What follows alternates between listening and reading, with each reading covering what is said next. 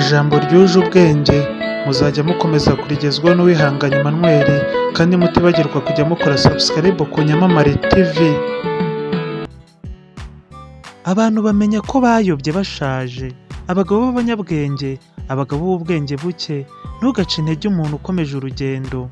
Abantu beza ntibakenera amategeko. Ukuri kuzuye, akanwa k'injiji.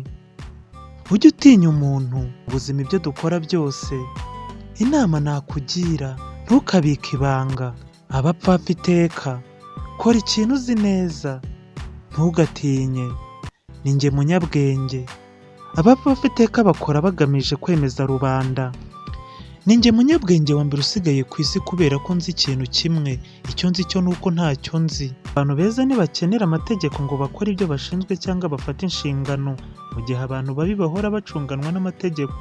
Akanwa k'injiji karasakuza ariko akanwa k'umunyabwenge kavuga bike by'ingenzi. Abagabo bazi ubwenge bavuga kubera ko bafite ikintu cy'ingenzi cyo kuvuga, mu gihe abagabo b'abanyabwenge buke bavuga kubera ko bagomba kuvuga.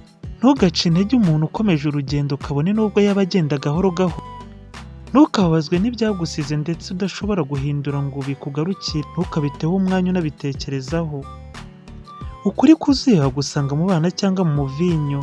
Urukundo rw'ukuri niko rumeze nk'umuvinyo, uko usaza ni nako uryoha kurushaho. Abantu bamenya ko bayobye bashaje. Ni njye munyabwenge wa mbere usigaye ku isi kubera ko nzi ikintu kimwe. Icyo nzi ni uko ntacyo nzi. Ntuzabike ibanga ritaguhindurira ubuzima. Abapfapfa kenshi iteka bakora bagamije kwemeza rubanda. Kora ikintu uzi neza ko ushoboye kurusha ibindi niba ushaka kurambana intsinzi. Niba amaso yawe ahora agushuka buri gihe, uri umunyabwenge buke. Ujye utinya umuntu uhora ushaka kwishyira imbere mu gihe hari ibyo muhuriyemo.